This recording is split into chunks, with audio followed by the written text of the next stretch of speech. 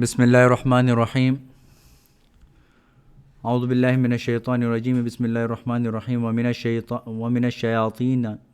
الشیاطین من یخوصون له ویعملون عملا دون ذلك وکنا لهم حافظین صدق اللہ العظیم۔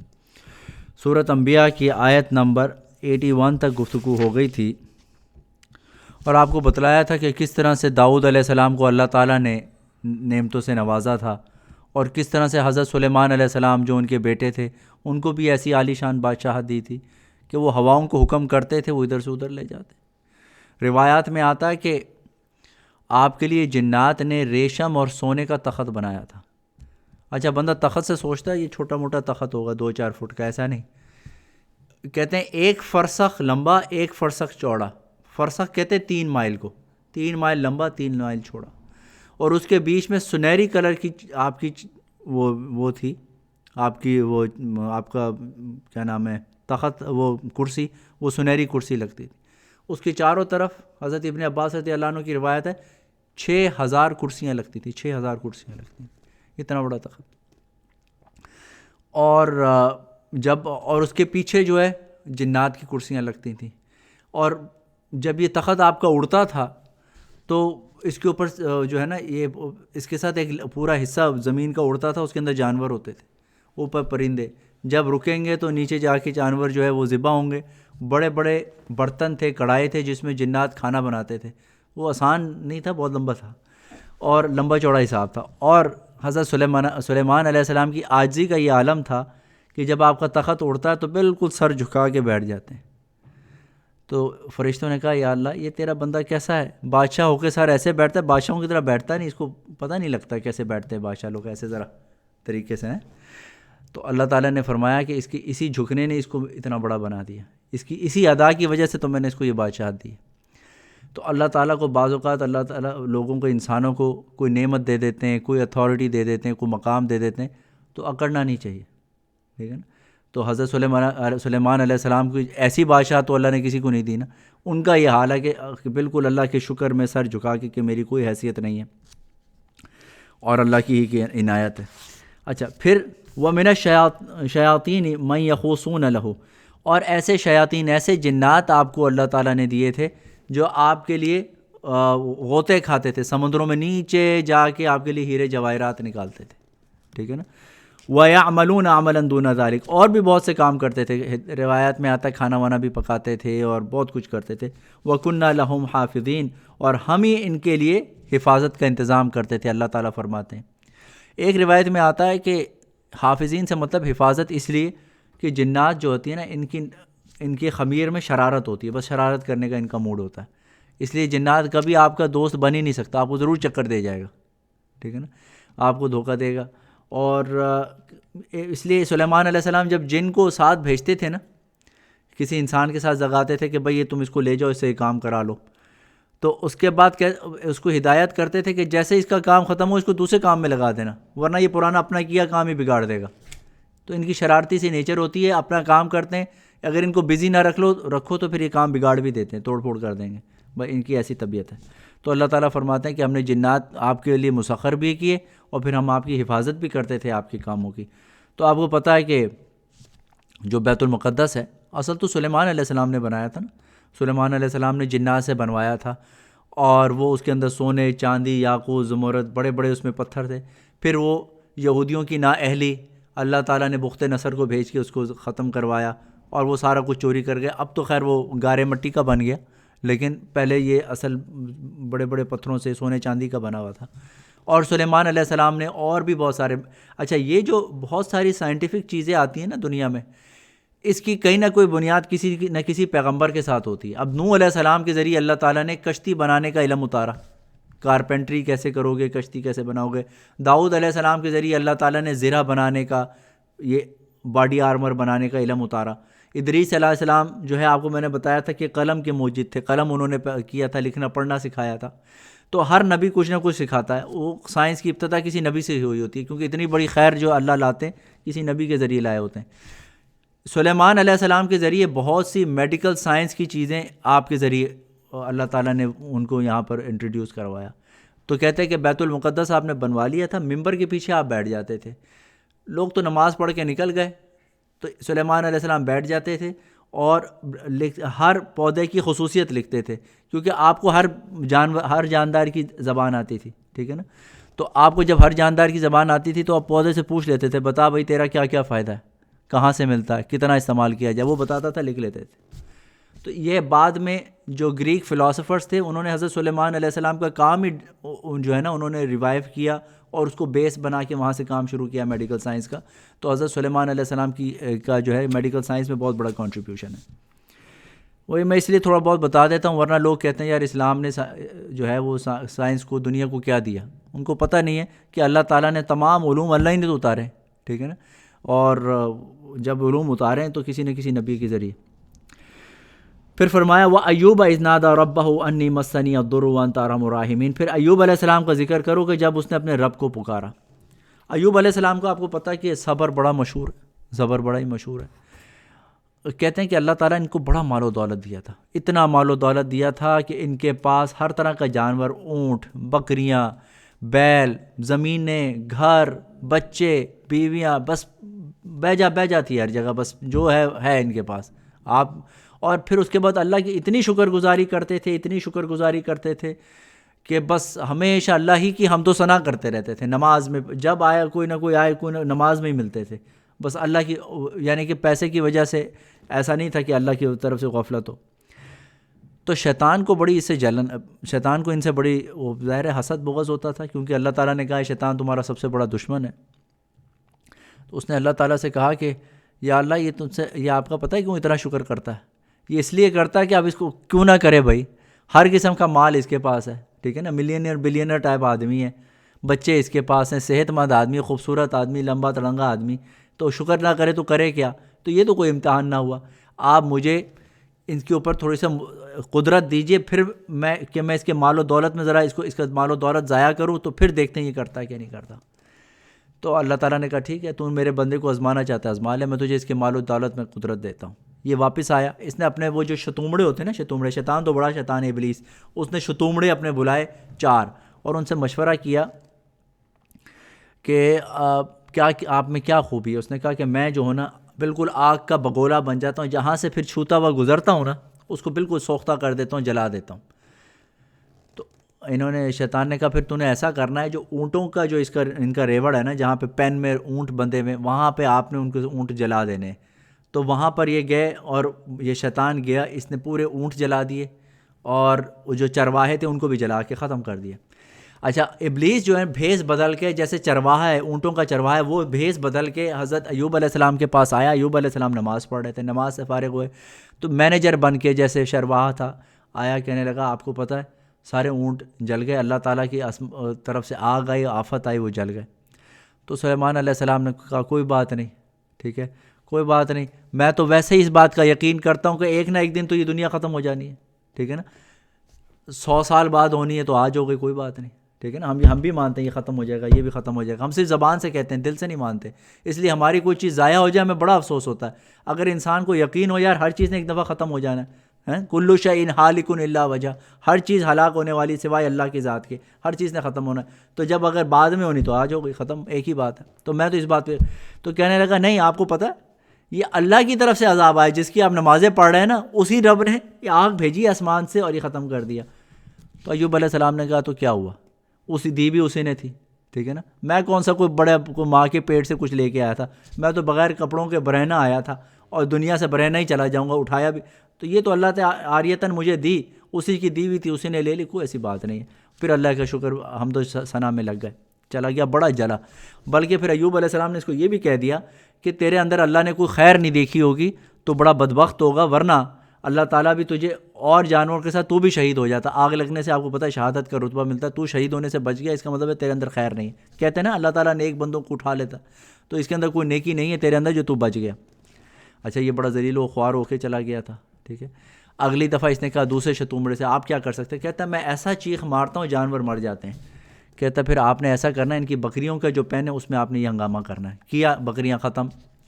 اب وہ بکریوں کا جو کیئر ٹیکر مینیجر بن کے آیا ایوب علیہ السلام کے ساتھ، وہی گفتگو کی. ایوب علیہ السلام نے کہا کوئی بات نہیں، جس نے دی تھی اس نے لے لی، کوئی ایسی بڑی بات نہیں. تیسری دفعہ جو ہے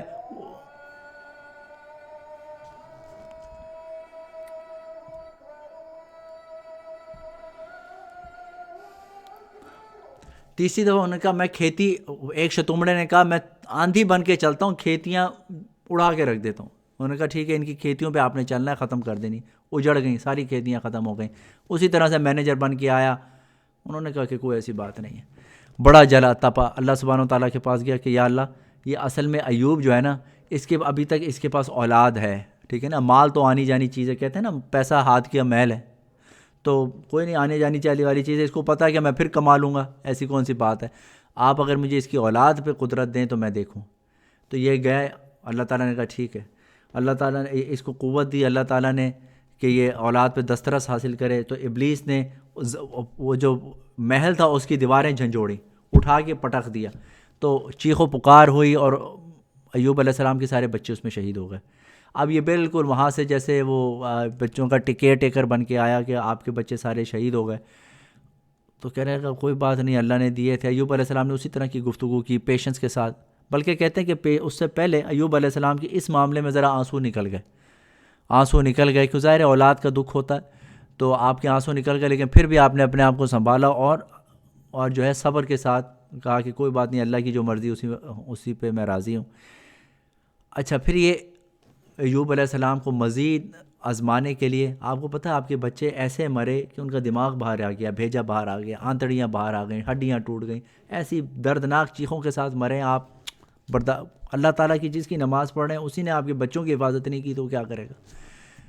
تو خیر انہوں نے صبر کا مظاہرہ کیا، پھر یہ اس کو بڑا جلن ہوئی، اس کو خوار ہو گیا نا، پھر اللہ تعالیٰ سے پھر اس نے درخواست کی کہ اصل میں ایوب علیہ السلام کو یہ پتہ کہ مجھے اللہ نے تندرست رکھا ہے، صحت ہزار نعمت ہے، تو اگر آپ ان کی جان پہ مجھے دسترس دیں تو میں دیکھتا ہوں۔ تو کہتے ہیں کہ ایوب علیہ السلام نماز پڑھ رہے تھے، یہ بالکل جب سجدے میں گئے تو یہ ناک کے ذریعے سے اس نے اندر پھونک ماری ہے تو سارا جسم میں جیسے جلن سی نہیں ہو جاتی، جلن ہو گئی، پھوڑے بن گئے، کھجلی کی بیماری، آپ کھجا کے زخم بن گئے، اور اتنا برا حال ہوا کہ آپ کے اپنے جو امت کے صرف 3 لوگ آپ پہ ایمان لائے تھے وہ بھی چھوڑ گئے، صرف آپ کی بیوی آپ کے پاس رہ گئی، رحمت بیوی ان کا نام تھا، جو حضرت یوسف علیہ السلام کی نواسی ہیں، یوسف علیہ السلام کے بیٹے کی بیٹی، تو نواسی ہے حضرت یوسف علیہ السلام کی، اور وہ آپ کے ساتھ رہ گئی، اور آپ کا ساتھ نہیں چھوڑا، آپ کو خود ہی کھانا بناتی، ٹیک کیئر کرتی، اٹھاتی بٹھاتی، جو بھی کرنا ہوتا بیوی کا کام وہ کرتی، اور ابھی بھی آپ شکر گزار ہیں۔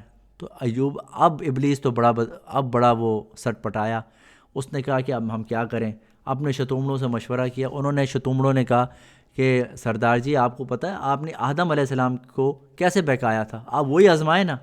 اب اس کو خیال ہے ہاں میں نے وہ تو عورت کے ذریعے سے، حوا علیہ السلام کے ذریعے سے میں نے بہکایا تھا، چلو عورت کے ذریعے سے کرتا ہوں۔ تو اس نے چال چلی کہ رحمت بی بی جو ہے وائف، وہ گھر سے جب نکلی کمانے کے لیے، ان کو کہیں سے اس نے ٹریپ کر لیا، پکڑ لیا، اور کہا کہ تمہارا شوہر جو ہے وہ بیمار ہے، کہاں ہے؟ وہ کہتے بیمار ہے، کہنے کا اچھا کون ہے؟ وہ ہے، اچھا اس کو تو ہم جانتے ہیں، وہ تو بڑا مالدار ہوتا تھا۔ اب ایسی باتیں کی، وہ تو بڑا مالدار تھا، صحت مند تھا، لمبا تڑنگا خوبصورت شوہر، اور بچے تھے، سب ختم ہو گئے، اس سے عورت کا دل، اور آپ کے کوئی اچھے دن یاد کرائے تو آپ کو اور دکھ ہوگا۔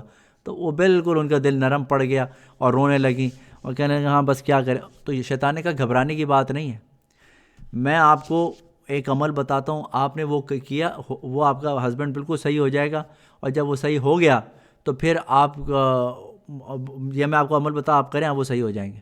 تو ایک روایت میں آتا ہے کہ انہوں نے یہ بکری دی، اس نے شیطان نے، کہ یہ آپ لے جاؤ، انسانی شکل میں تھا نا، یہ آپ اس کو کہیں، ایوب علیہ السلام سے کہیں کہ اس کو ذبح کرو لیکن اللہ کے نام پہ ذبح نہیں کرنا۔ اور ایک روایت میں آتا ہے کہ اس نے کوئی کھانے کی چیز تھی معجون، اور کہا کہ آپ یہ اس کو کھلائیں اپنے ہسبینڈ کو، جب وہ کھا لے تو اللہ کا شکر ادا نہیں کرنا، آپ نے کہنا ہے کہ جس نے مجھے معجون دیا اس کا شکر۔ تو جب یہ ایوب علیہ السلام کے پاس رحمت بی بی خوشی پہنچی، انہوں نے کہا کہ جانور ذبح کرو، آپ بالکل فٹ ہو جائیں گے، لیکن اللہ کے نام پہ نہیں کرنا۔ تو ایوب علیہ السلام کو پتہ چل گیا، کہتے یہ خدا کے دشمن نے تجھے اپروچ کیا، یہ شیطان ہی کی چال ہے، اسی نے تجھے اپروچ کیا، اور آپ نے بڑا بیوی کو ڈانٹا کہ جاؤ تم نے بھی مجھے چھوڑنا تو چھوڑو، اور اس کو بالکل کنڈیم کیا، اور تم شیطان کی باتوں میں آ گئی۔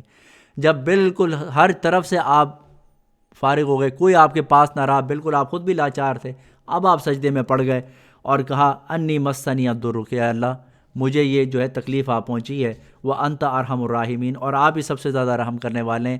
اب تو میرے ایمان کے بھی لالے پڑ گئے ہیں، شیطان اب میرے ایمان پہ بھی حملہ کرے گا۔ لالے نہیں پڑ گئے، اب شیطان نے میرے ایمان تک پہ حملہ کر دیا، اب آپ ہی سب سے زیادہ۔ جب بالکل اکیلے رہ گئے، کوئی ساتھ نہیں رہا، تو پھر انہوں نے اس طرح سے کیا، تو اللہ تعالیٰ نے بھی پھر وہی بھیجی کہ آپ جو ہے نا وہاں پر آپ ایڑی ماریں گے تو وہاں سے فوارہ پھوٹے گا، اس سے آپ نے نہانا ہے۔ تو اس پانی سے آپ نے غسل کیا، آپ بالکل باہر سے باڈی آپ کی صحیح ہو گئی۔ پھر آپ کو اللہ تعالیٰ نے کہا کہ 40 قدم آگے جا کے پھر ایڑی ماریں، وہاں سے جو پانی نکلے گا وہ آپ نے پینا ہے، اندر کی ساری بیماریاں ختم ہو گئی، ظاہر بات انصاف ہو گیا، اور آپ بالکل اسی طرح سے ہینڈسم اور جوان ہو گئے۔ اور وہ کہتے ہیں کہ بخاری شریف کی بھی حدیث ہے کہ اس میں سے سونے کی جو یہ ہوتی ہے نا، یہ سونے کے ٹکڑے، وہ بھی برسائے اللہ نے، سونے کی ٹکڑیاں برسائیں، بڑا مال و دولت آیا۔ تو جو آئیں سو آئیں، جو نہیں آ سکیں ان کو ایوب علیہ السلام بھاگ کے پکڑ رہے تھے۔ تو اللہ تعالیٰ نے کہا کہ ایوب میں نے تجھے ویسے اتنا مال تو دے دیا، تو اب ان کے پیچھے ان کو کیوں پکڑ رہے ہو؟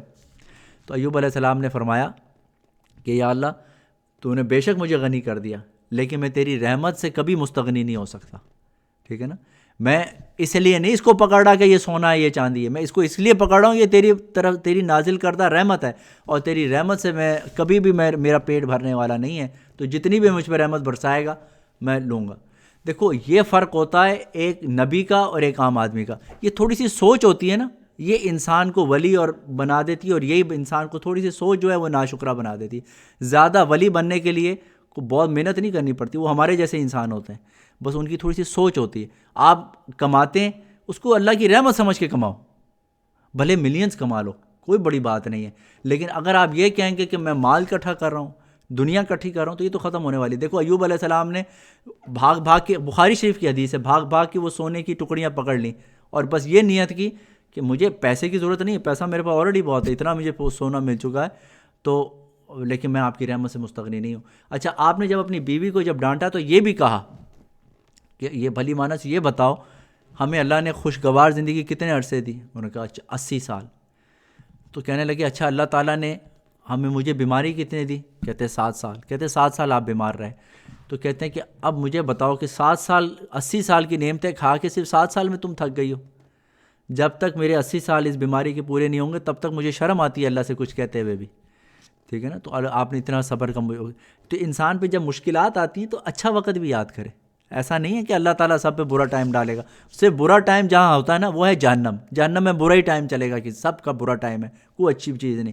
جنت میں سب کا اچھا ٹائم ہے، دنیا میں اچھا ٹائم بھی آئے گا برا ٹائم بھی آئے گا، لیکن جب برا ٹائم آئے تو اچھا ٹائم یاد کرو، اس سے صبر آتا ہے۔ تو پھر یہاں پہ رحمت بی بی کا حال یہ ہوا، ان کو خیال آیا کہ یار وہ بیچارہ ایسا نہ ہو کہ میرا ہسبینڈ غصے میں اس نے مجھے دور تو کر دیا، لیکن ضرورت ہوگی واپس آ گئی روتی دھوتی معافی مانگی۔ اب آئے تو ایوب علیہ السلام ملے نا، وہ تو صحت مند، وہ تو چنگے بھلے ہو گئے، تو کہنے لگے میرا شوہر ابھی کچھ دن پہلے میں یہاں چھوڑ کے گئی تھی، کہاں گیا؟ یہاں بیٹھا ہوتا تھا، ایسا تو نہیں مر آ گیا؟ تو ایوب علیہ السلام نے تو پہچان لیا میری بیوی ہے، تو کہنے لگے کون ہے تمہارا شوہر؟ ایسا ایسا ایسا ہے۔ اچھا تم اگر میری طرف دیکھو تو اس کو پالو گی۔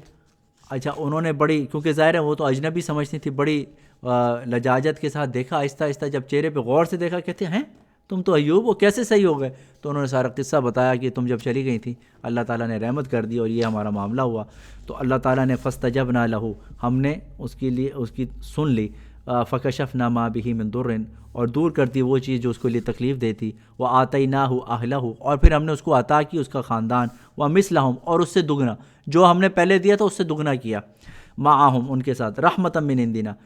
اچھا روایت میں آتا ہے کہ آپ کو اولاد، اور آپ کو اتنی اولاد جو پہلے تھی وہ پلس اتنی اور ڈبل ہو گئی، اگر 10 بچے تھے تو اب 20 بچے ہو گئے۔ ابن عباس رضی اللہ عنہ فرماتے ہیں کہ پرانے بچے زندہ کر کے وہ بھی دے دیے اور نئے اور بھی دے دیے، اور کچھ روایات میں آتا ہے کہ نہیں وہ بچے جو چلے گئے تھے وہ تو چلے گئے، نئے بچے اللہ تعالیٰ نے آپ کو دگنے کر کے دیے۔ کچھ روایت میں آتے 7 بچے تھے، 14 ہو گئے وغیرہ۔ رحمت من عندنا، یہ ہماری طرف سے رحمت تھی، وذکریٰ للعابدین، اور یاد دہانی تھی عبادت گزاروں کے لیے۔ اس کے بعد وہ اسماعیل و ادریسہ کہہ کے دوسرے انبیاء کا ذکر ہے، انشاءاللہ اس پہ کل گفتگو کریں گے۔